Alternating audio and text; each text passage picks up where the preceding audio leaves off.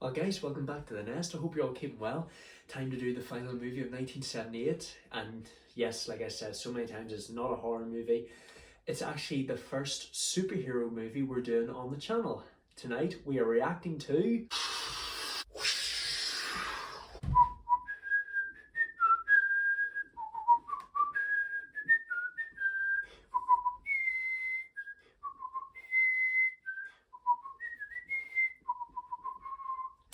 Superman. Yes, this is the first superhero movie we're doing in The Nest. I gotta say, first superhero movie, great start to it. I did hear this movie was quite influential for all the other upcoming ones that I'm going to be doing. I gotta say, absolutely great cast. You know, I was glad to see Marlon Brando being in it. I haven't seen him in a movie since The Godfather. He does look a wee bit different, you know, I will admit he does look a wee bit different as Jor-El, and you know, he does use an English accent. And he's basically, is he the ruler of Krypton? Thing I want to know about Krypton is, like, is it an actual planet? Like, all I see is just like shards of crystals and everything. You know, I do know there's people living there, but you know, it just looks like a big shards of glass everywhere. And he's basically imprisoned General Zod, you know, played by Terrence Stamp, and he's basically sending his son off to Krypton. No, he's basically sending his son Kal-El off to Earth. And I think the thing I love about Superman is that he's just got so many strengths. You know, he's super strong, he has super speed, he has X-ray vision, he can fly. But he doesn't really discover this until he's like late into a teenager. And he has gone through, and this is a character I actually relate with. Like, he's regarded as different and weird among his classmates. But I see the way he kicks footballs and he can run. Like, he should be doing all the sports days. Like, he should be part of the school's football team. He should be part of like the running team. It's just because, you know, he's just fantastic at it all, but everyone probably just thinks that's an advantage for him. He'll win easily. And he struggles to find a girl, and you know, his father dies. You know, it's great character development for him. He wants to find out who he truly is. He travels all the way to the Arctic. And I think it's quite long, you know, to spend 12 years, you know, trying to become like this hero. Like, so he spends 3 years traveling through the Milky Way. He spends 15 years in school, and then he spends 12 years training to become a hero. So, I mean, so this is a major 30 years for him. Another character I really love is Lois Lane. I will say, I don't really like how she's not really interested in Superman as Clark Kent. I love how he has to just dishevel his hair and he has to wear glasses. I don't really know if that's much of a disguise. I do know he has to have like at least one curl in his hair and he has to not wear glasses. And I think he's just more of a nerd whenever he's Clark Kent, and that's how Lois sees him. I love how he's also able to catch a bullet. God, I wish I had all those abilities. We've got our villain, Lex Luthor, played by the legendary Gene Hackman. Guys, I love Gene Hackman. He's such a great actor. I think he's very comedic as Lex Luthor. I am a real estate agent, and I am about to pull off the greatest heist of the century. Miss Testbushka! I feel sorry for his henchman, Otis. You know, he just treats him like absolute crap. You know, he does his best. You know, he does manage to bring his bathrobe, but he does bring it into the pool, and, you know, he does try to rewire the bomb, but unfortunately his arm's not long enough. Otis, do you want to see a long arm? Do you want to see a very, very long arm? That's one of my favourite parts of the movies.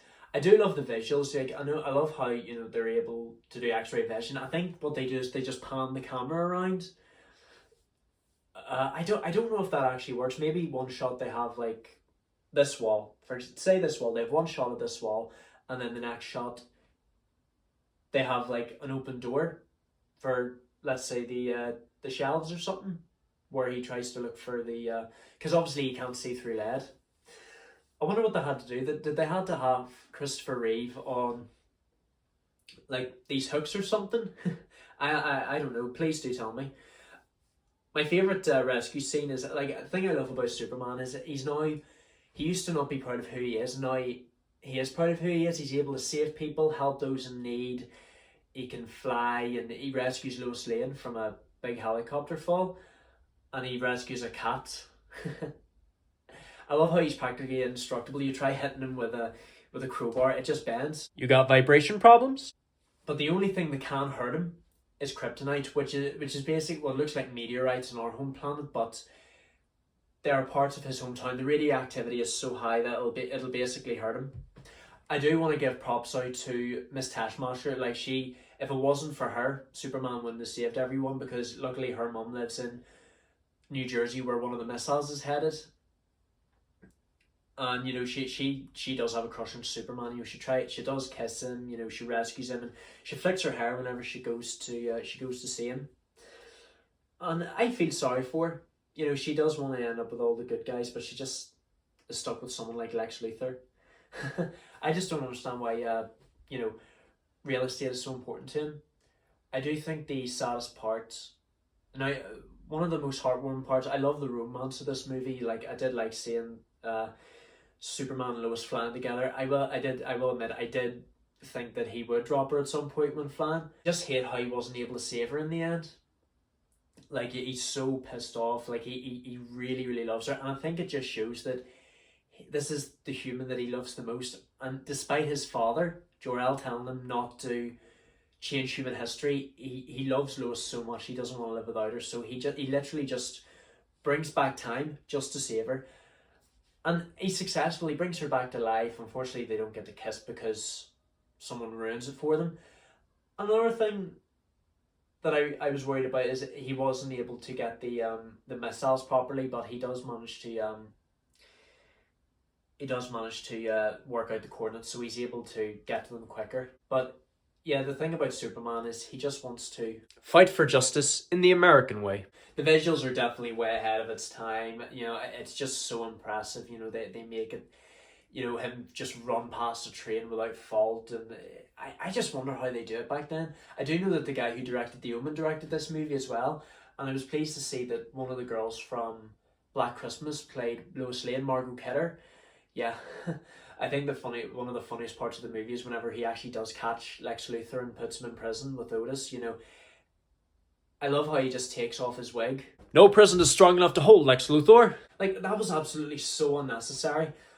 I'm actually going to wonder if he's going to come back at some point. Most villains do break out of prison in like the sequel or something. I think I've already worked that out. But yeah, it's such a relief that Lois was brought back to life, because Superman really loves her, so he does. But, I did really enjoy this movie. It's a great first superhero movie for the channel, and it's a great way to end 1978. Like, thank you so much for watching this year, guys. It's been a very long one, so it has. But I'm just glad I'm able to move on to the next one. I will admit, we have lost a few people in 1978.